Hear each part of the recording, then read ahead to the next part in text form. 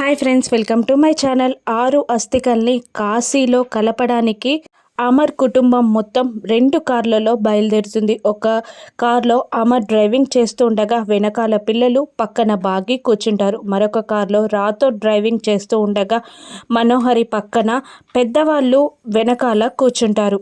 ఇక అదే టైంలో గోరా తన మంత్రాన్ని ప్రయోగించగానే రాథోడ్లో మార్పు మొదలవుతుంది. రాథోడ్లో రాక్షసత్వం ఎక్కువగా అవుతుంది. ఇక గోరా చెప్పిన డైరెక్షన్స్లోనే రాథోడ్ తన కారుని తీసుకెళ్తుండగా బాగి అనుమానంగా, ఇదేంటండి ఎయిర్పోర్ట్కి వెళ్ళే దారి అటుంటే రాథోడ్ ఇటువైపు వెళ్తున్నాడేంటి అని అనుమానంగా అంటూ ఉంటుంది బాగి. ఇక అమర్కి కూడా ఏం అర్థం కాకుండా రాథోడ్ని ఫాలో అవుతూ ఓవర్టేక్ చేయడానికి చాలా ట్రై చేస్తూ ఉంటాడు. రాథోడ్ ఇంకా స్పీడ్ పెంచుతూ ఉంటాడు.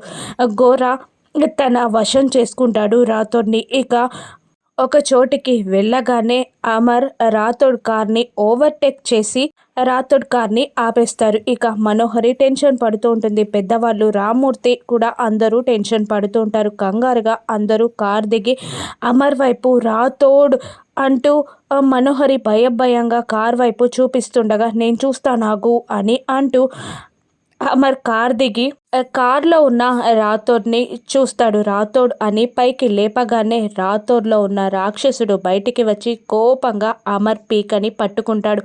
అమర్ పీకని పట్టుకొని వెనకాలకి నెట్టుతూ ఒక చెట్టు దగ్గరికి తీసుకెళ్ళి అమర్ పీకని పట్టుకొని పైకి లేపుతాడు. అమర్ ఊపిరాడక గిలగిలా కొట్టుకుంటూ ఉంటాడు. అమర్ కాళ్ళు గాల్లో తేలుతూ ఉంటాయి. ఇక చుట్టూ ఉన్న వాళ్ళందరూ రాథోడ్ అని అరుస్తూ వదిలిపెట్టమని బ్రతిమిలాడుతూ ఉంటాడు. ఇక రాథోడ్ చేతిలో అమర్ పరిస్థితి ఏంటి?